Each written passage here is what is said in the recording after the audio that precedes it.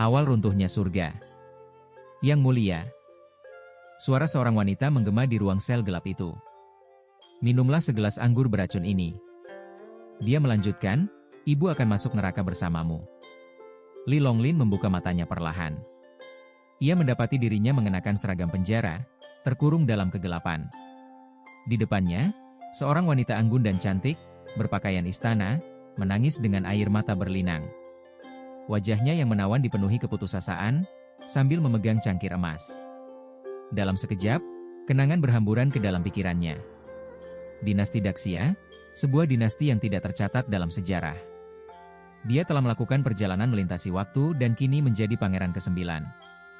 Wanita cantik di hadapannya adalah ibunya, selir tercinta Kaisar Wu dari Xia Agung. Namun, Li Longlin merasa tidak senang. Pangeran ke-9 ini dikenal sebagai sampah, reputasinya sangat buruk. Ia telah melakukan kejahatan keji yang membuat Kaisar Wu marah dan ingin membunuh kerabatnya demi keadilan. Racun harimau belum memakan bijinya, pikirnya. Kejahatan apa yang membuat Kaisar Wu mengabaikan hubungan keluarga dan bersikeras agar ia bunuh diri? Li Longlin merasa bingung, tidak bisa mengingat dengan jelas.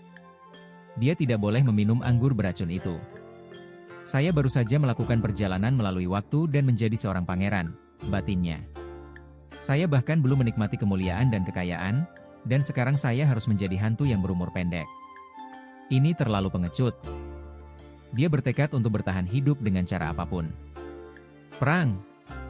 Tiba-tiba, Li Longlin melambaikan tangannya dan menjatuhkan cangkir emas dari tangan Seliro. Wanita itu tertegun dan menangis, "Yang mulia, apakah Anda gila? Ibuku berlutut selama 3 hari 3 malam untuk memohon kepada ayahmu agar segelas anggur beracun ini bisa menyelamatkan kamu. Jika tidak, kamu harus dieksekusi dengan cara yang mengerikan." Hati Li Longlin tenggelam. Ternyata, kejahatan yang dilakukannya lebih serius dari yang ia bayangkan. "Ibu." Li Longlin berlutut di depan Seliro, anak ini tidak berbakti. Namun, anak ini masih kecil dan benar-benar tidak ingin mati. "Tolong ibu, mohon pada ayahku lagi." Seliro memeluk Li Longlin erat-erat. Air mata terus mengalir di wajahnya. "Anakku, kamu adalah kekasih ibu. Aku hamil selama 10 bulan.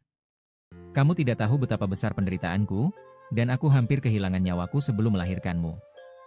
Tapi betapapun ibu memohon belas kasihan, ayahmu tidak akan setuju," lanjutnya dengan suara bergetar. "Kamu memutar lagu setiap malam di tentara, minum dan bersenang-senang, dan melakukan hal-hal konyol. Ayahmu masih bisa mentolerirnya. Tetapi kamu berkolusi dengan orang barbar Mobei dan membunuh 18 jenderal keluarga Su. Bahkan Jenderal Su tewas di medan perang." Li Longlin merasakan petir menyambar kepalanya. Semua ini adalah awal dari keruntuhan. Pangeran ke-9 ini tidak hanya tidak berguna, tetapi juga sangat senang dengan prestasinya. Setelah dikritik oleh pangeran lainnya, dia mengajukan diri untuk menjadi pengawas di wilayah utara, di mana Jenderal Su, seorang pahlawan yang melindungi negara, memiliki prestise yang tinggi. Namun, Li Longlin merasa yakin bahwa Pangeran ke-9 tidak berkolusi dengan orang barbar dan mengkhianati keluarga Su. Ini pasti adalah konspirasi besar, pikirnya. Sekarang, semua orang di keluarga Su telah meninggal dengan tragis, perbatasan utara hilang, dan negara dalam bahaya. Dia mengerutkan kening. Dalam 2 kehidupannya, dia tidak pernah menghadapi situasi yang begitu menyedihkan. Istana Kaisar Wu penuh dengan intrik dan tipu daya, dan di antara berbagai pangeran, banyak yang berbakat dan cerdas. Mereka semua tahu aku telah dianiaya, pikirnya. Li Longlin merogoh dadanya dan menemukan buku darah yang ditinggalkan Jenderal Su, yang berisi harapan satu-satunya untuk membuktikan ketidakbersalahannya. Namun, setelah berpikir berulang kali, dia memutuskan untuk tidak menyerahkannya kepada Kaisar Wu. Kaisar Wu sangat curiga, pikirnya. Jika aku mengeluarkan buku darah itu, dia pasti akan menganggapnya palsu. Artinya, tidak peduli seberapa keras aku berjuang, aku harus mati. Li Longlin merasa putus asa. Namun, dia adalah seseorang yang telah mengalami 2 kehidupan. Semakin terdesak, semakin tenang dia. Tidak. Aku masih memiliki secercah harapan. Senyuman perlahan muncul di wajahnya. "Ibu." Ia menatap Seliro, "Tolong bantu sampaikan pesan kepada ayahku. Hanya dengan 1 kalimat, aku pasti bisa hidup kembali." Seliro menggelengkan kepalanya.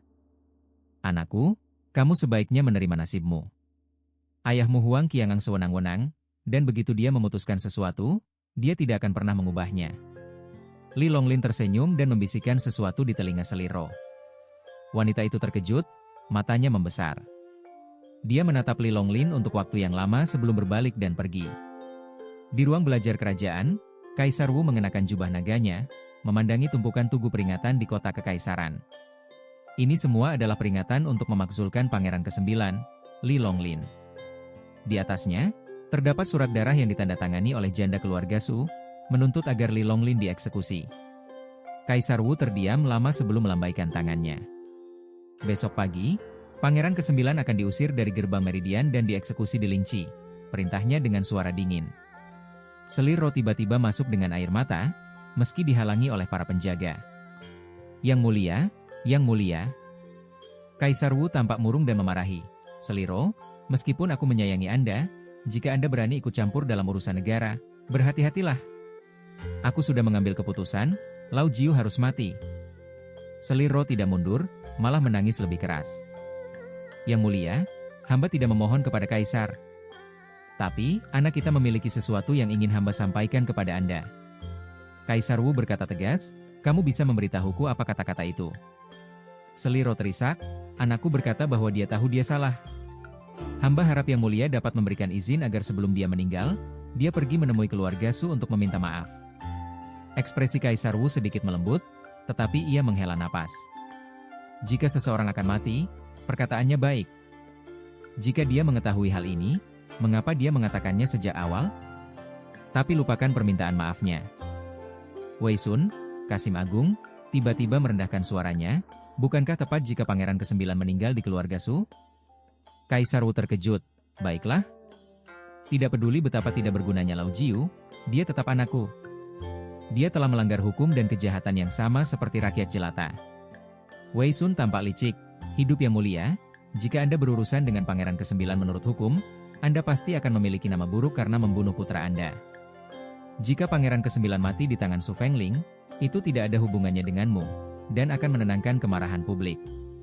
Kaisar Wu terdiam sejenak, merenung. Teman besar, kamu itu masuk akal. Jika itu masalahnya, bawa Lao Jiu ke keluarga Su secara langsung dan bunuh dia sesuka hatimu. Disinilah keruntuhan surga dimulai, dan nasib Li Longlin berada di ujung tanduk.